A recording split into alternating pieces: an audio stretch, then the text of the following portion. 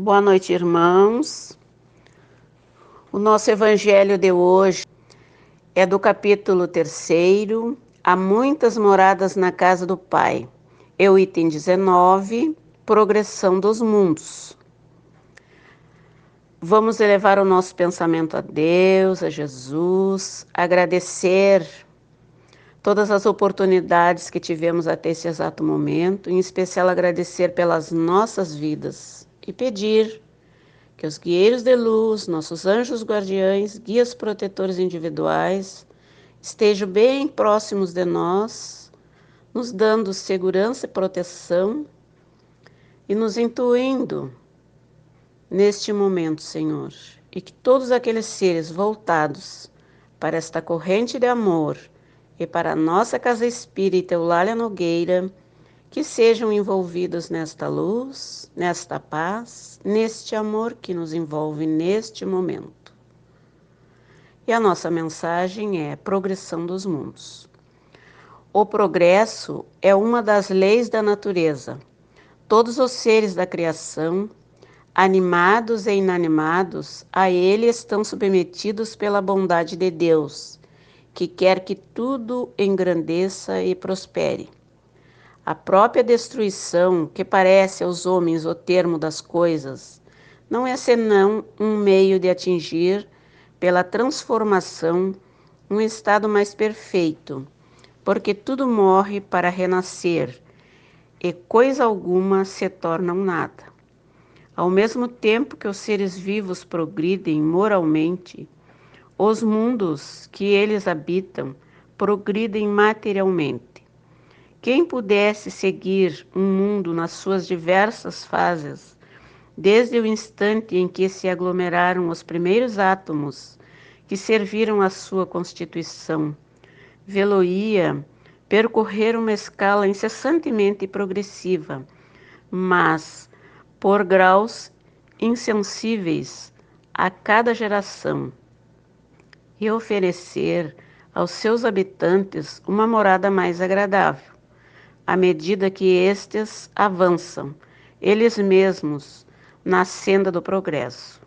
Assim, caminham paralelamente o progresso do homem e dos animais, seus auxiliares, dos vegetais e da habitação, porque nada é estacionário na natureza.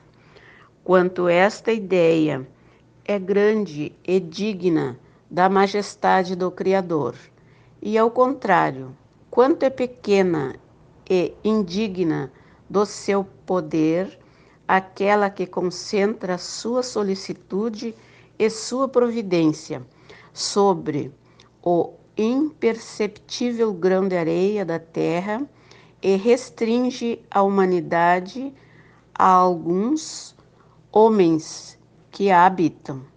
A terra, seguindo essa lei, esteve material e moralmente num estado inferior ao que está hoje e atingirá, sob esse duplo aspecto, um grau mais avançado. Ela atingiu um dos seus períodos de transformação, em que, de mundo expiatório, tornar-se-á mundo regenerador. Então, os homens serão felizes, porque a lei de Deus nela reinará. Santo Agostinho, Paris, 1862. Então, queridos irmãos, Deus criou tudo para nós, seres animados e inanimados, para progredir. Nada é para estacionar.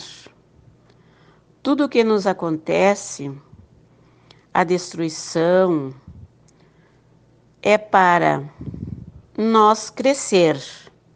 Nada que nos acontece, que achamos de menos bom, é para nos punir ou para nos prejudicar de uma maneira ou de outra. Tudo é para crescer. Nós temos que olhar a criação divina desde o vegetal, o animal, o hominal, da melhor forma, usufruindo tudo com carinho, com atenção, com cuidado, para poder aproveitar tudo de bom e de maravilhoso que Deus colocou para todos nós no nosso caminho. A Terra já teve num estado inferior, muito aniquilada, mas hoje já se encontra num grau bem mais avançado. A humanidade já tem mais conhecimento, já tem mais ação, mais atitude. Sabemos que ainda tem muito para renovar, para se transformar, mas que todos nós que temos o conhecimento dessa doutrina maravilhosa, desta mensagem maravilhosa, que possamos nos alertar, acionar a nossa consciência de que devemos nos transportar para o bem o mais rápido possível, deixando fluir este amor que está em nós, conquistando o nosso espaço e distribuindo a nossa paz, que é para avançarmos o mais depressa possível para o nosso mundo de regeneração, que com certeza a luz virá e a felicidade reinará.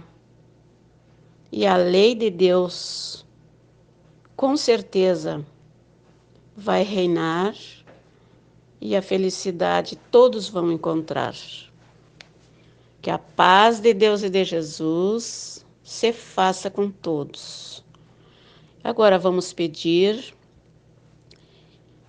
que a espiritualidade maior, guieiros de luz, com a presença de Deus e de Jesus, se façam com mais intensidade nas nossas vidas, nos dando sempre segurança e proteção, e que possamos olhar a humanidade da melhor forma, que possamos sempre ter um momento de sorrir, que é a dádiva divina, gratuita, que Deus colocou no nosso rosto, para todos aqueles que se depararem conosco. Vamos pedir pelas nossas águas, que estão nas mesas, nas prateleiras, que seja tratada, que seja colocado o remédio para as células doentias do nosso corpo e da nossa alma, que sejamos energizados, fluidificados e até curados, se for do nosso merecimento e da sua vontade, Pai. E que sua grande paz e luz se faça com todos nós. Que assim seja. Boa noite, irmãos. Bem, vamos conversar um pouquinho então sobre esses itens aqui do Evangelho, do item 15 a 17. O conhecimento sobre a reencarnação junto à humanidade, ele é muito antigo. Desde os primeiros povos que habitaram o planeta, eles tinham a intuição sobre essa verdade. Exemplo, o povo egípcio. Eles eram os mais evoluídos, né, em relação aos outros povos que habitaram aqui no planeta, no início do povoamento, né, da Terra. E eles faziam a mumificação. O espírito deixava o corpo e eles conservavam aquele corpo, porque a ideia deles era muito vaga. Eles tinham a ideia, então, que o espírito voltaria àquele corpo. E aí eles conservavam aquele corpo, cuidavam que aquele corpo se conservasse o mais tempo possível. E realmente se conservaram. Tem múmias que atravessaram os séculos lá, conservadas mesmo. Mas com o passar dos anos, muitos outros povos admitiram a reencarnação, a volta do espírito à vida física, mas sem entender devidamente como isso ocorria, como descreve aqui nessa parte que a gente leu, né? Então, em torno de um século e meio antes do Cristo, a doutrina de Sócrates e posteriormente Platão explicavam a ida e a vinda do espírito, né, na matéria com o objetivo de progresso. Então, mais tarde veio Jesus e nos afirmou que ninguém veria o reino de Deus se não nascesse de novo. E atualmente, a doutrina dos espíritos e muitas outras, como o budismo, brahmanismo, né, nos esclarecem realmente como acontece, então, esse processo. Através de tantas obras psicografadas e da mediunidade, né, nós vamos entender como ocorre, então, a reencarnação. Que o corpo que o espírito vem habitar não tem nada a ver com o antigo, né? É um corpo totalmente novo formado para ele. E que há uma preparação, um planejamento para esse mergulho na matéria. Que há um propósito de cada uma das nossas existências, por mais difícil que ela seja. Infelizmente, ainda muito poucos entendem sobre essa verdade, né? E quando a maioria entender, já estaremos então no mundo de regeneração, porque o entendimento de tal verdade mudará a paisagem do planeta, física e espiritualmente. Todos entendendo da sua real realidade, né, com certeza deverão agir de forma bem melhor, né, em relação a si mesmo e em relação aos outros. O objetivo pelo qual viemos para cá. Então, só a reencarnação pode nos explicar, então, o amor de Deus e pode nos justificar todos os mesmos ensinamentos de Jesus. Podemos aí entender para se tornarem inteligíveis para nós. Então, a reencarnação nos mostra, então, nos diz de onde viemos, por que estamos aqui e daqui para onde vamos. Então, nos dando realmente um sentido para a vida. As desigualdades, né, provas diferentes, para a gente não. E nos dá, então, muita humildade, porque nós, independente da situação que a gente tiver, a gente sabe que aquilo é temporário. E nós podemos vir na situação difícil que o outro está passando e vai nos tornar também melhores em relação aos nossos irmãos. Então, após então essa reflexão sobre ressurreição e reencarnação, nós vamos dirigindo então ao final deste nosso evangelho e vamos nos unir em pensamentos para elevar a Deus, nosso Pai Todo-Poderoso, a Jesus, nosso irmão maior, mestre e amigo. Queremos agradecer, Senhor, pelo entendimento, né, da doutrina dos Espíritos nos traz, que nos dá, Senhor, o verdadeiro entendimento sobre a real situação da nossa vida, do nosso planeta Terra, de todas as diferentes provas que as pessoas enfrentam e que nós mesmos enfrentamos. Que nós estejamos sempre, Senhor, convictos dessa verdade, que ela esteja muito presente na nossa vida, todos os instantes, né, para que possamos ser mais caridosos, mais verdadeiros. Nós queremos orar, Senhor, por toda a humanidade, Senhor, pelos nossos irmãos que estão passando pela guerra, que esses irmãos, Senhor, sejam, todos aqueles que tiverem partido para o plano espiritual, sejam recolhidos, que com certeza, Senhor, haverá um objetivo de estar passando por essa dificuldade, por essas lutas naquelas regiões lá, né? E nós queremos pedir pela paz no nosso planeta Terra, Senhor. Que possa, Senhor, os corações das pessoas, então, a luz de Jesus possa penetrar pouco a pouco, Senhor, para que as pessoas possam pensar mais no outro, né, com mais caridade, com mais amor e sentindo a dificuldade dos outros.